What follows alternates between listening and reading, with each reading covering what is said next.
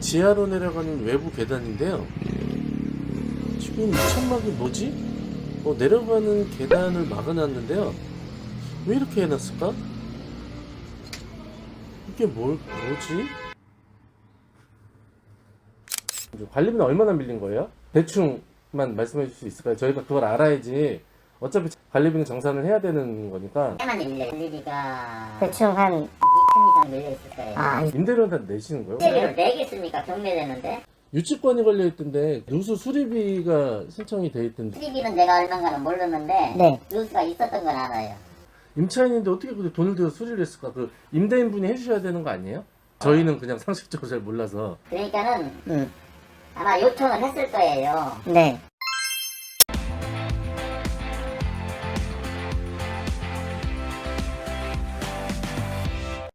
안녕하세요, 트렌드 옥션입니다. 오늘 경매 물건은 서울 중구 신당 사거리 바로 옆 대로변에 위치하고 있으며 지하철역에서 도보 30초면 건물 앞까지 도달할 수 있어 입지 조건은 매우 훌륭하다고 볼 수 있고요. 100평이 넘는 지하 1층 전체를 사용하고 있습니다. 가격 또한 약 50%까지 떨어진 이 근린상가를 어떤 시선으로 봐야 할지 함께 알아보겠습니다. 세부적인 사항 먼저 알아보고 현장 영상 보겠습니다. 소재지는 서울 중구 흥인동에 위치하고 있는 근린상가입니다.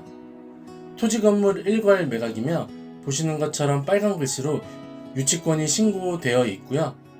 대지권 15평, 건물 면적 105평이며 최초 감정 가격이 25억 9천에서 21년 8월부터 계속 변경되고 유찰되어 현재 최저가 13억 2,600까지 49%나 떨어진 상태입니다. 임차인 현황을 보면 배당 신청은 없으며 확정일은 미상입니다. 말소 기준일이 사업자보다 빠르지만 전세권자로 순위 배당은 있습니다. 보증금 1억에 월 300에 계셨던 걸로 조사되었고요. 현재 의류 창고로 사용 중에 있습니다. 여기까지 얘기 들으신 분이라면 크게 두 가지가 생각나실 겁니다. 첫 번째는 13억 원대로 떨어지긴 했지만 여전히 부담스러운 금액입니다. 근린상가의 장점 중 하나인 대출을 7, 80% 받아서 활용한다고 해도 지하 한 층을 사는 이 금액이 적정한 가격인지와 두 번째로는 유치권이 신고되어 있는데요. 유치권 성립 여부를 알아보는 게 관건일 듯 합니다. 이 두 가지에 중점을 두고 현장 영상 보겠습니다. 6호선 12번 출구 앞에서 상가까지 천천히 걸어도 30초면 충분히 도달하는 초역세권에 있습니다.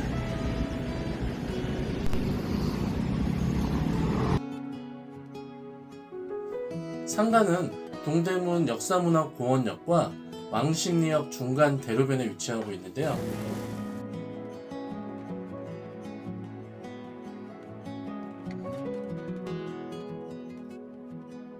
건물의 1층에는 약국과 프랜차이즈 음식점, 2층은 병원, 3층엔 소사무실 등이 있고요. 그 위로는 모두 오피스텔로 사용 중에 있습니다.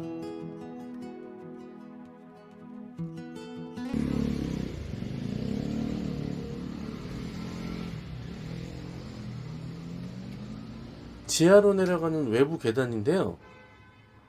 지금 이 천막이 뭐지? 내려가는 계단을 막아놨는데요. 왜 이렇게 해놨을까? 이게 뭐지?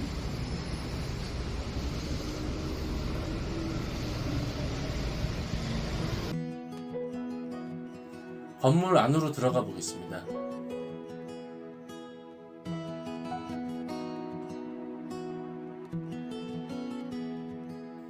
지하로 내려가는 엘리베이터가 보이고요.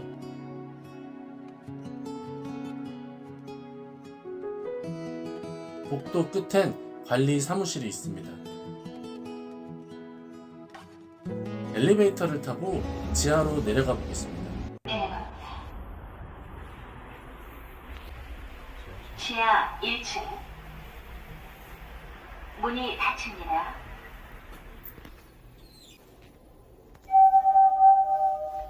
지하 1층입니다. 문이 열립니다. 입구에 의류를 적재해 놓은 걸 볼 수 있고요. 여기가 출입문입니다.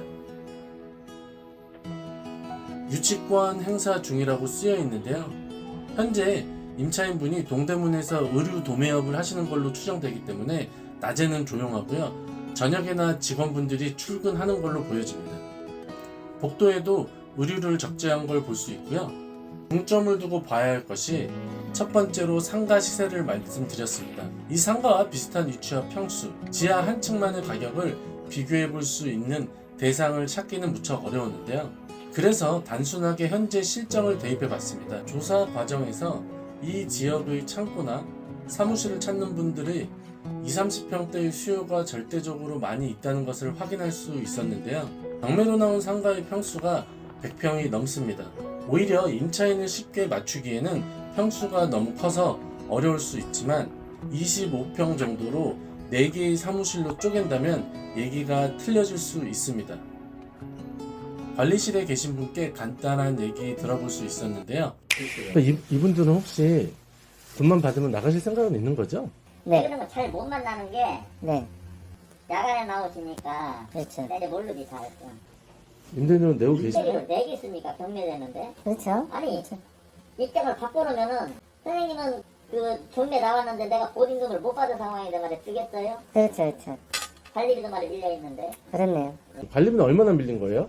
대충만 말씀해 줄 수 있을까요? 저희가 그걸 알아야지.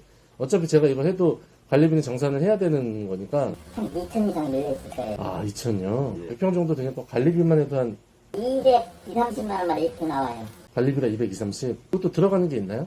관리비 빼고 뭐 다른 건 없고 220. 1년 정도 그냥 밀렸구나. 유치권이 걸려 있던데 그 누수 수리비가 신청이 돼 있던데. 이는 내가 얼마인가는 모르는데 네. 누수가 있었던 건 알아요. 아, 정현군이 나한테 확인을 좀 해달라고 해가지고 자고가 누수가 있었긴 있었는데 수리를 하셨는지 안 하시는지는 모른다. 한글로는 아는데 네. 뭐 비용이 얼마 들어갔다 막 그런 것들은 내가 몰라. 4천만 원 정도가 들어갔던데. 아니 근데 임차인 분이시잖아요. 임차인인데 어떻게 그렇게 돈을 들여 수리를 했을까? 그 임대인 분이 해주셔야 되는 거 아니에요? 저희는 그냥 상식적으로 잘 몰라서. 그러니까는 아마 요청을 했을 거예요. 네. 수리를 해달라고. 네네. 그 아시다시피 경매 나갈 정도니까 의류잖아. 의류에 물이 떨어지면 안 되잖아요. 그래서 나 말에 수리는 한 걸로 알아요. 안에는 깔끔하긴 한가요? 그럼요. 근데 여기는 공실 같은 건 없죠? 신당 사거리라 아니 없어요. 난 또 못 들어오게 막으니까. 아니 컨베이어 벨트야. 컨베이어 벨트고. 오피스텔의 수요의 대부분은 사거리 바로 건너편 동대문 상권 관련자분들입니다. 여기 임차인분도 도매시장에서 사업을 하신 걸로 보여지는데요. 이곳과 흡사한 대로변에 붙은 약 25평 정도의 사무실의 월세가 150에서 250선인 걸 확인할 수 있습니다. 지하에 위치하고 있으니 4개 호실로 쪼갠 후 보수적으로 한 개 호실당 120에서 150만원씩 받는다면 어떨까요? 수익률은 확연하게 높아지고 임차인 맞추기도 수월할 겁니다. 금액이 잘못 계산되었다고 생각하시는 분들은 꼭 현장 임장을 가보시길 적극 권합니다. 동대문 의류 시스템은 속도가 생명입니다. 상가와의 거리 100m, 200m 차이가 금액적으로 엄청난 차이가 있다는 것을 꼭 잊지 마시고요. 참고로 도매상권 옆에 여러분들도 잘 알고 계시는 밀리오레나 헬로 APM 등 소매상권이 있는데요. 이미 10여 년 전에 무너졌다고 해도 과언이 아닙니다. 지금은 곳곳에 빈 점포들을 확인할 수 있고요. 외국인 분들 상대로 장사하는 곳들이 대부분입니다. 이곳에 경매 물건이 계속 나오고 있는데요. 특별한 사유 없이는 소매상권의 쇼핑몰 쪽은 입찰하시는 걸 절대로 비추천하니까요. 참고하시고요. 여기까지 시청한 분들께 선물 하나 드리겠습니다. 이 근린상가 바로 뒤에는 오래된 쌀가게들이 많이 있는데요. 현재는 을지로, 힙지로라고 하죠. 거기처럼 핫플은 아니지만 트렌드한 맛집들과 패션 가게들이 오래된 쌀가게들을 리모델링해서 조금씩 들어오고 있는 분위기입니다. 초기 단계라 눈여겨보시면 좋은 지역이니 꼭 참고하시고요.